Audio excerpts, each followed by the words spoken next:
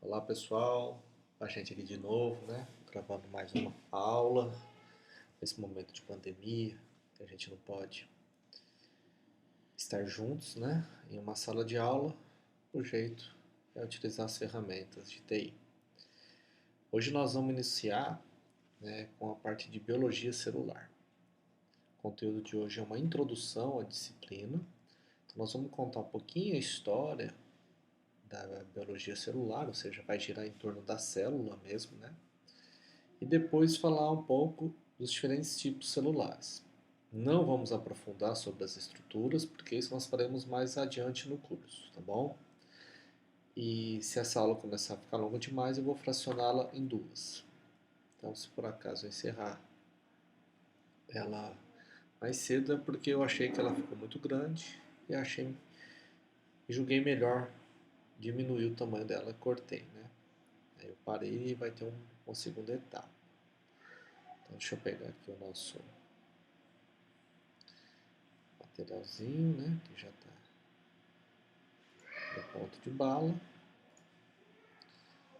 aumentando a publicação para vocês aqui. Então nós vamos falar sobre a introdução à biologia celular. Para isso vamos refletir, né? Vocês já viram isso, né? Nós já vimos as características que são comuns a todos os seres vivos, então uma parte disso vai ser só rememorar, né? Uma revisão. Então, do que os organismos são feitos, né? Se a gente faz essa pergunta, as respostas mais óbvias, né, e que nunca faltam na sala, os organismos são feitos de átomos, né, que são os elementos químicos. Aí alguém vai falar assim, olha, a união de átomos são as moléculas, então eles são feitos de moléculas orgânicas e moléculas inorgânicas. Aí vai ter aquele que vai falar, olha, são feitos de células. Todas as respostas estão corretas, né? Mas a gente sabe que todo organismo vivo, né, uma das características que são comuns a todos os seres vivos, é que eles são feitos por células. Né? A matéria não viva também é feita de átomo e também é feito de molécula. Um diferencial dos organismos vivos é que essas moléculas se organizam em um alto grau, né, um alto nível de organização, formando as células, né, com todas as suas características, com todas as suas funções. E como é que chegou nisso, célula? Essa palavra célula não caiu da cabeça, assim, não veio do nada, né? Não surgiu um belo dia alguém falou, olha, é célula, vamos chamar tudo de célula, né? Isso tem uma história por trás. E é o que nós vamos falar um pouquinho nessa primeira parte da aula, né? Então a história da célula, ela iniciou-se no século XVII, né? Por volta de 1665, com Robert Hooke. Robert Hooke era uma pessoa bastante curiosa, né? E ela se interessou em saber por que a cortiça, né? A cortiça é a casca da árvore, aí, né? Vamos pensar no mesmo material da rolha, de um vinho, né? Por que a cortiça ela flutuava na água, né? O que fazia ser tão leve que ela flutuava na água? Para entender um pouquinho esse fenômeno aí, Hooke ele fatiou, né? Ele cortou fininho, de forma fina, as cortiças e foi observar em um microscópio confeccionado por ele mesmo, né? Como esse microscópio aqui, ó, da figurinha. Olha só, tanto que ele era uma coisa rústica, né? Ainda utilizando luz de chamas para observar isso. Então ele tinha espelhos, uma luz de chama aqui, onde vai passar por lente, refletindo no objeto, e ele podendo observar. E com esse microscópio rudimentar, ele observou que a cortiça era formada por alguns espaços vazios, né? E que tinha lá alguma coisa, uma estrutura delimitando, né? Uma parede, né? Delimitando esses espaços vazios, formando uma figura parecida com um favo de mel.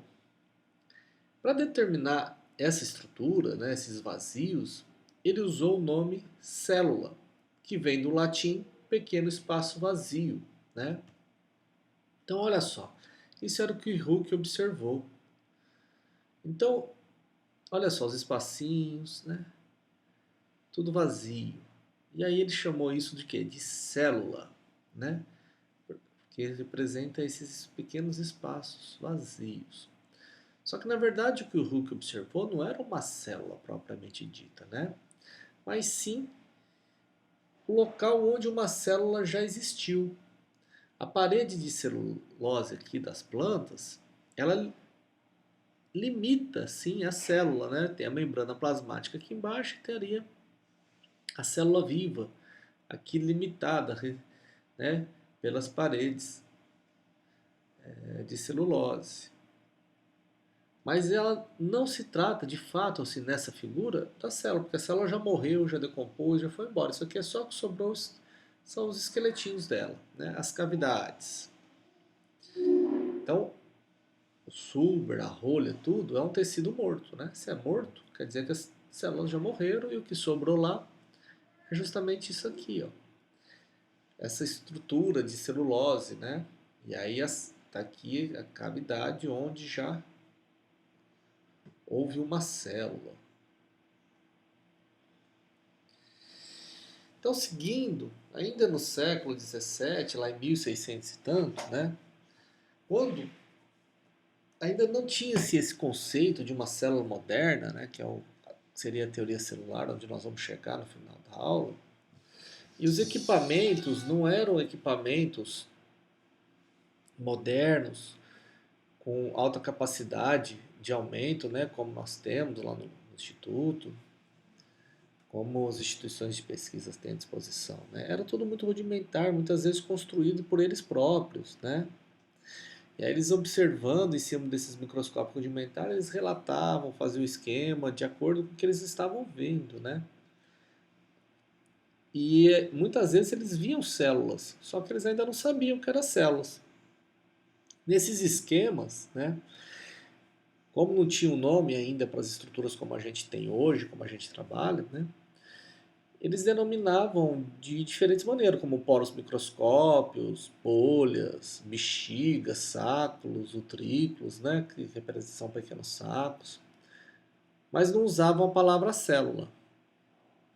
Então não tinha um consenso a respeito do que era uma célula, das suas estruturas, né. A maioria das observações naquela época também eram feitas em cima das células que são maiores, né? Que são as células vegetais. Então não era muito comum observação em células animais.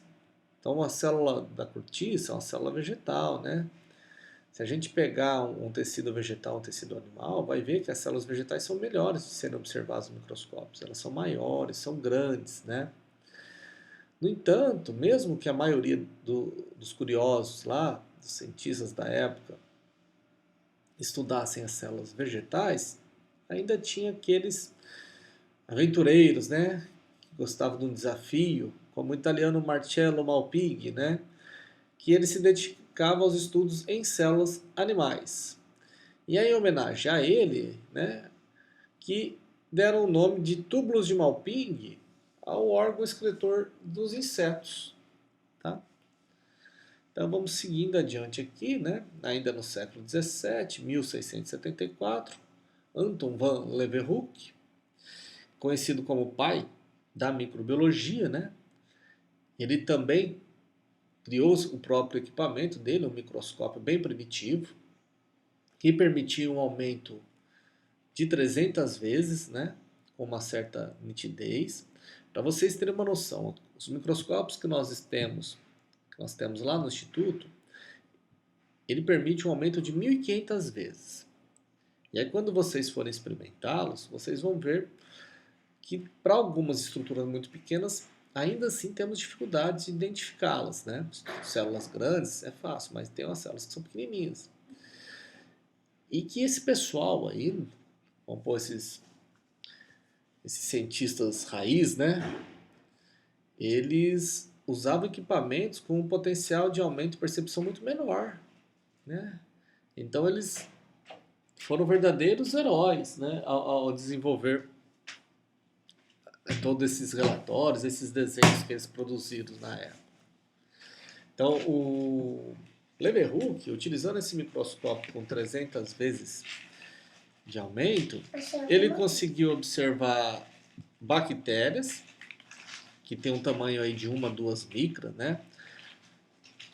Ele conseguiu, além de tudo isso, identificar os primeiros organismos unicelulares de vida livre, lá os protozoários, né, os organismos eucariotos de vida livre, que são os protozoários aí, né? Conseguiu fazer alguns esquemas detalhados de células reprodutivas, além de célula sanguínea, né, como o glóbulo vermelho e os glóbulos brancos. E pelo fato dele ter feito tudo isso, ter apresentado esse mundo microscópio, né, de forma clara, com relatórios bem feitos, comunicando toda a sua descoberta, ele é considerado o pai da microbiologia, tá? Então aí que é importante, além de ver as coisas, de relatar, né? Como ele foi o primeiro a fazer essas observações e relatar, né? Lembrando que naquela época não tinha internet, né? Então as coisas elas demoravam muito a se propagarem, né? Tinha aqueles grupos dos detentores de conhecimento, para aqueles que as pessoas publicavam, divulgavam as coisas, né? Então o processo era muito diferente do que é hoje, muito mais árduo, né? Então, se vocês acham alguma coisa, já põe no YouTube, já joga na internet, todo mundo no planeta inteiro consegue ter essa informação. Ali naquela época não, era muito diferente. Tá? Seguindo aí, ó, vamos ver como que era esse microscópio rudimentar. E para ter uma noção de tão rudimentar que é, olha essa figurinha aqui, ó, representando Leeuwenhoek observando os micro-organismos no microscópio. Olha o tamanhozinho, olha, era praticamente uma caneta onde ele olhava, né? Olha a luz que era a luz do ambiente, né? A fonte de luz era a fonte de luz do ambiente, natural, ele poderia usar uma chama, tudo, né? Mas era uma fonte da luz natural, a fonte dele, de luz. Olha o equipamento, como é que funcionava aqui, ó. Ele era pequenininho, ele punha a amostra na ponta, aí nessa amostra ele ia aproximando e distanciando da lente aqui e observando isso. Seria semelhante ao que a gente faz hoje com uma lupa, né? Que a gente pega a lupa, uma lente de aumento, coloca em cima de uma figura e vai ajustando, aproximando e distanciando a lupa para melhorar o foco, né? Para a nossa visão. O microscópio dele consistia mais ou menos nisso. Aqui nós temos algumas outras imagens, né? Que são os espermatozoides, que ele observou de cachorro, de coelho, né? Então ele conseguiu esquematizar esses diferentes células reprodutivas, né? E comunicar a sua descoberta. Né? Olha os animálculos dele aqui, ó. Então são os desenhos dos pequenos animais de Leeuwenhoek.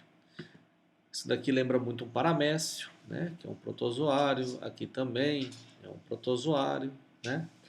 Então aqui parece ser uma navícula, né?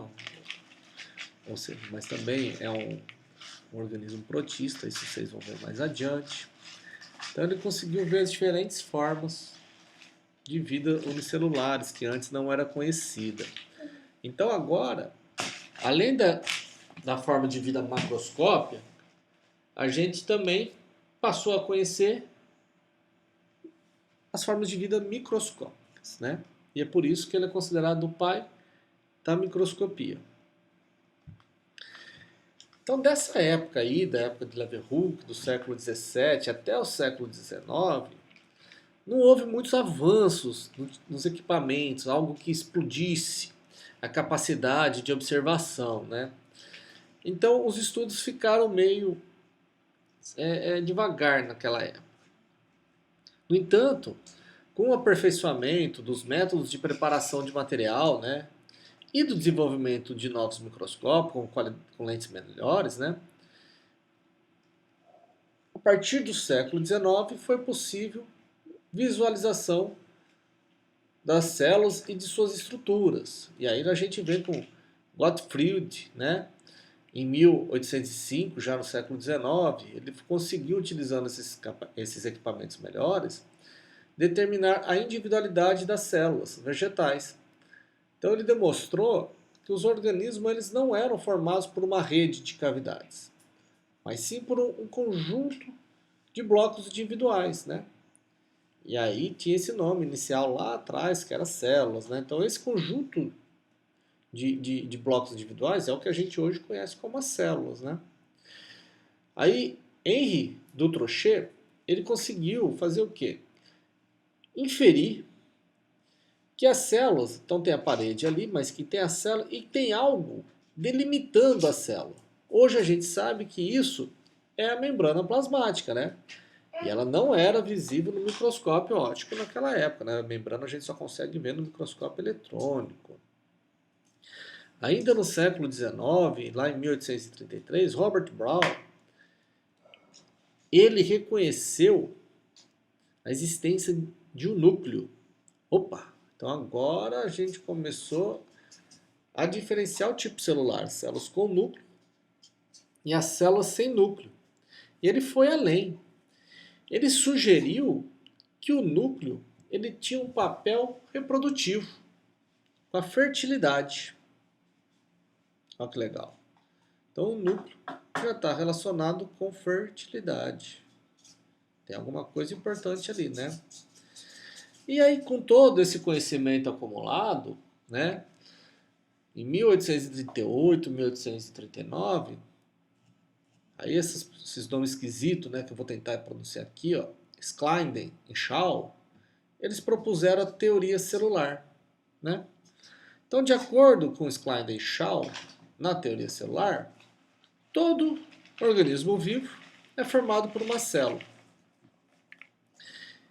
E que essas células, né, são os locais onde todas as atividades importantes para a vida ocorrem, né, que é o que a gente sabe hoje, do metabolismo, né, de onde está o material genético, a capacidade de reprodução, tudo isso que é conhecido hoje ocorre dentro da célula, né? Então, Matthias Klein, ele lançou a ideia então que todas as plantas são constituídas por células.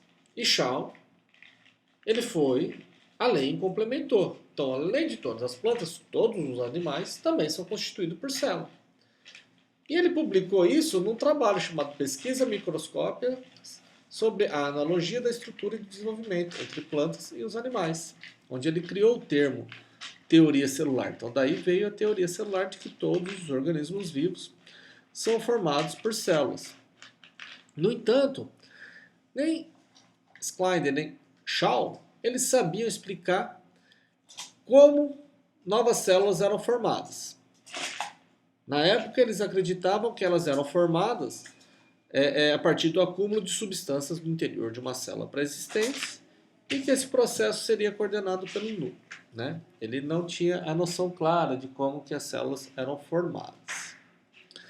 Aí, avançando no século XIX ainda, Rudolf Virchow, ele propôs que todas as células vivas vinham de uma célula viva pré-existente, por meio da divisão celular. Ou seja, ele propôs uma explicação para aquilo que Schleiden e Schall não sabiam explicar, né? Que é a formação de novas células. Então ele propôs que toda célula vinha de uma célula pré-existente. E aí, juntando esse conhecimento todo, nós temos a teoria celular moderna, né? Que tem três premissas fundamentais. A primeira, a célula é a unidade estrutural de todos os seres vivos, ou seja, todos os seres vivos são formados por células. A segunda, que as atividades essenciais que caracterizam a vida ocorrem sempre no interior das células. Elas são, assim, as unidades funcionais ou fisiológicas dos seres vivos. E terceiro, que as novas células formam-se apenas pela reprodução de outras células pré-existentes, por meio da divisão celular. Tá? Então este daqui é um resumo da teoria celular moderna, né? Então eu vou encerrar agora essa aula e depois nós vamos para a segunda parte falando um pouquinho sobre as funções celulares, a estrutura e os tipos de células, né? Bom, então deixa eu ir aqui no programa de novo para a gente desligar o programa para gravar a segunda aula, tá? Então até já para a segunda parte dessa aula.